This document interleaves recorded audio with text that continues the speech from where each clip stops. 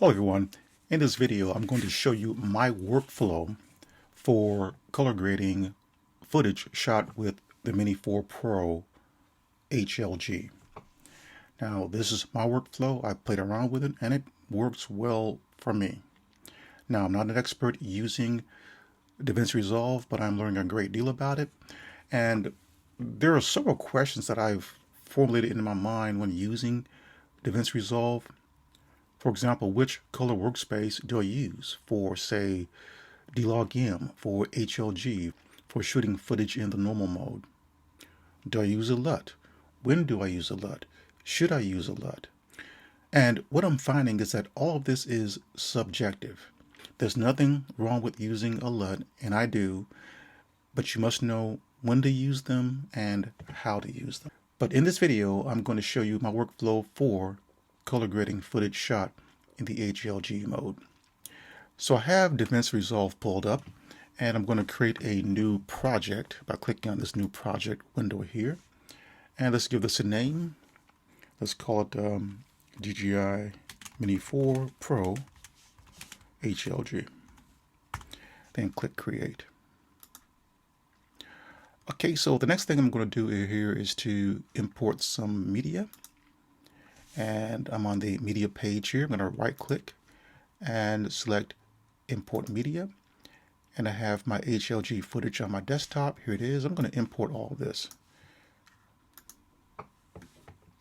And then click change. Now I'm not going to color grade all these clips. I'm going to just use one for the purpose of this video.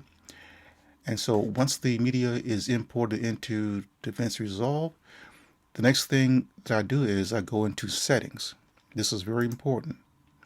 And it is here that I need to make a few changes.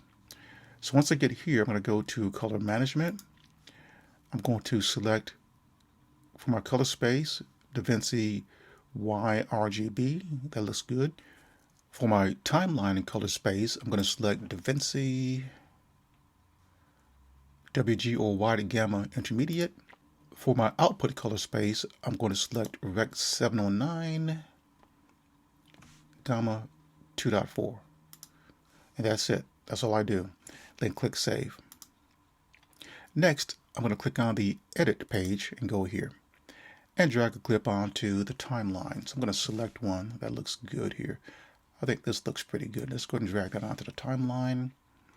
And there it is. And as it stands right now, it looks pretty good. So I'm going to do a little bit of manipulation on this video footage to make it even better. Now, once I have that there, I'm going to click on the color page here. And once you get here, you'll see that by default, a serial node has been created. Now, I'm going to name this serial node CST, or Color Space Transform. So I'm going to right click on that serial node, go to Node Label, and call this CST. Okay, and the reason why is this. I'm going to go up to this effects page and tap on that and scroll down and find Color Space Transform and drag that on top of this serial node. Okay, when I do that, it brings up this window. So I need to make some changes in here as well. So for the input color space, I'm going to select Rec 709. For input gamma, Rec 2100 HLG. For my output color space, Rec 709. And for my output gamma, Rec 709. We're good there. Once I have this set, then I'm going to go ahead and dismiss this window here to give myself more real estate over here. So I'm going to tap on Effects and turn that off. Okay, so I have our first serial node here. Now, after this, what I will do is I'll create 6 additional serial nodes. 4 of those serial nodes will reflect what we have down here: offset, gain, gamma, and lift. But before I do that, I'm going to do a little bit of manipulation on this serial node by playing around with these color wheels here. Now, what you see down here under scopes is the histogram. If you pull this down, you can select parade, waveform, vector scope, histogram, and CIE chromaticity. Many people use the Parade, and I do at times. It's very useful if you know how to use it, but I prefer to operate when I'm playing around with the HLD footage, the histogram. So that's what I have here. And what I'm looking at right here is the color separation. I'm looking at my RGB, red, green, and blue, and I can see that we have good color separation. In other words, when that goes up, this goes up at around the same time. So it's relatively uniform, okay? So let's play around with this first serial node entitled CST. So let's go to offset, and let's see what I can bring out in this video footage. I'm going to play around with this offset wheel here. I'm going to bring it down just a little bit. And as you can see, there are things happening within an image. Okay, I'm making little subtle moves, nothing drastic here. Okay, it looks pretty good there. Next, I'll go over to gain and play with this just a little bit. And while I'm in gain, I'm going to come down here under saturation and bring out some saturation. So I'm looking at this area right along here. Not a whole lot. That looks about right. Next, gamma. Gamma is your midtones. That looks good right there. And then next, lift.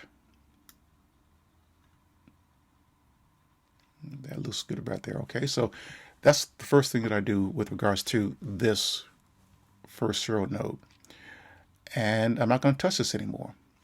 I'm going to create 6 additional serial nodes. The first one, I'm going to entitle that offset. The second one, gain. The third one, gamma. The next one, lift. Then I'll create 2 additional serial nodes. One entitled sky, because I like to manipulate the sky. And the last one, sharpen. So let's create the second serial node. We'll call that offset. So I'm going to use my keyboard shortcut, Option S. That pulls this up. Or you could go to color up here, pull this down, go to nodes, and select add serial node. Seeing that it shows your keyboard shortcut. So once I have this here, I'm going to right click on this and name it. Let's call it offset.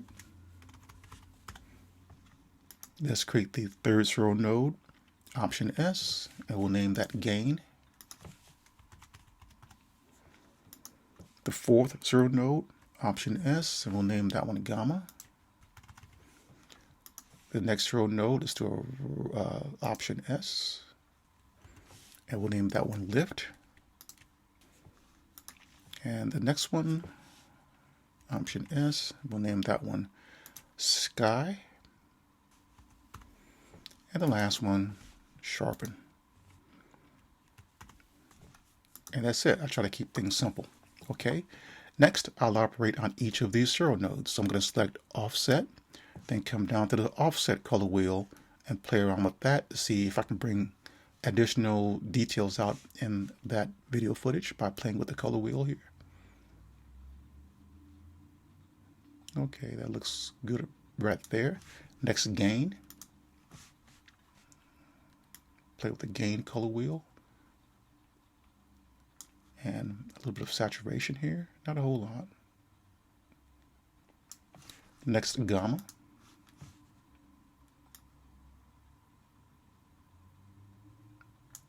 Then lift.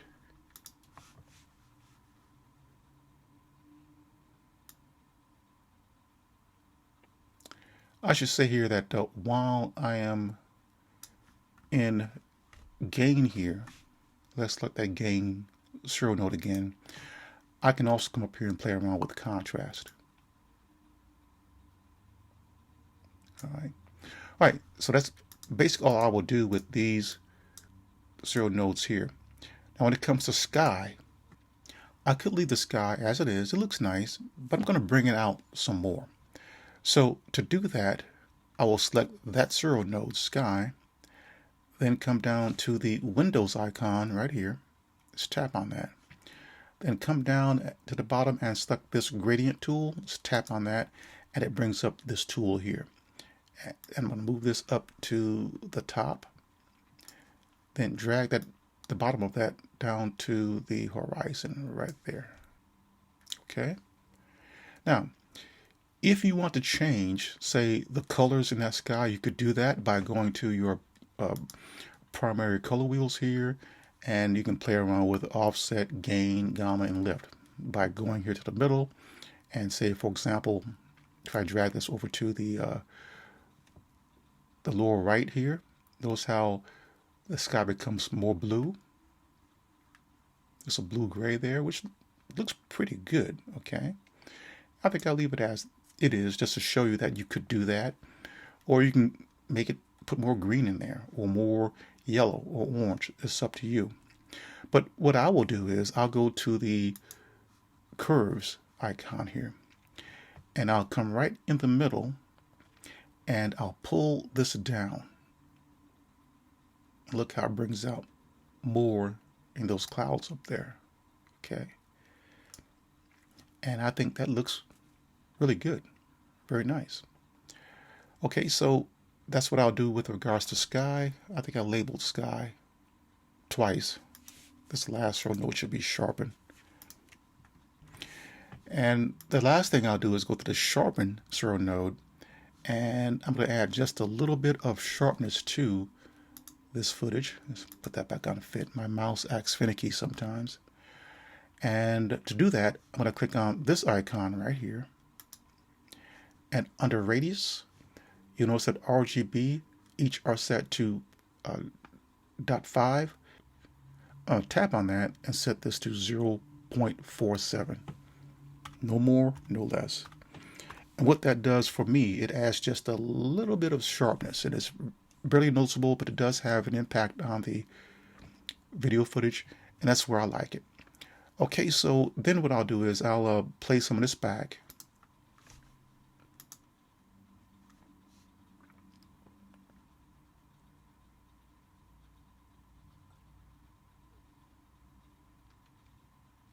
I think that looks very nice. Okay, so I'm going to stop that. Now there's other video footage. So let's go back to the edit page here. Just to show you, I have other footage here also shot in HLG. Rather than go through that entire process, this is what I'm going to do. I'm going to create a preset for this. So to do that, we right click on this image here and select grab still. And it places this over here. I'm going to give this a name by right clicking and selecting change label, and let's call that HLG. Okay. Now, if I go to the edit page where I have that other footage, I'm going to drag one onto the timeline. Let's say, let's take this one here, and I'm going to drag this down here. And as you can see, that it's not color graded. That first one is, this one isn't. So to color grade this, without having to go through that entire process, I'm going back to the color page, and we see that that particular footage here that's selected over here. Here's the first one that I color graded, and here are all the nodes. The second one has just that one default node. However, all I have to do now is to right click on this and select apply grade. And when I do that, notice what happens over here. See, it pulls in all those nodes and it color grades that footage. So there's nothing preventing me from even going in here and manipulating this particular video clip. And once I've done all my clips, I've cut and edited and color graded, the next step is to export this up to YouTube. So to do that, we'll go to the deliver page. Now I already have a preset set up for HLG, but you're not going to have that yet. So what the first thing I'm going to do here is give this a name. Let's call this HLG test footage. Then under export video, format is QuickTime. Codec, we'll pull this down and select H265. That's very important.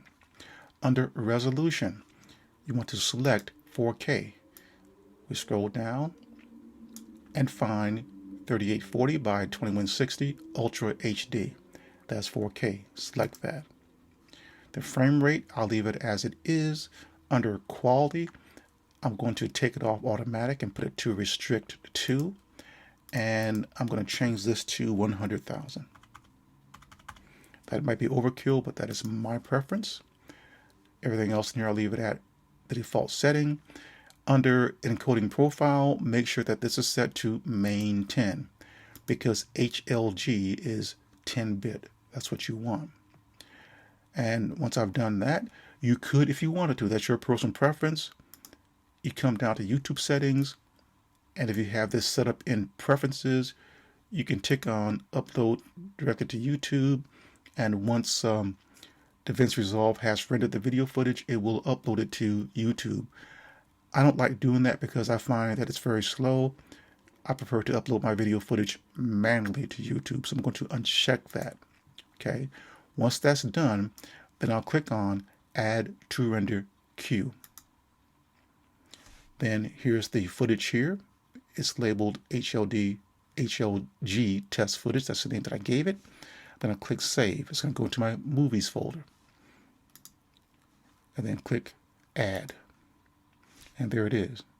Once it appears over here, then I'll click Render All. DaVinci Resolve will now go through the process of rendering this video footage and saving it as a .mov file.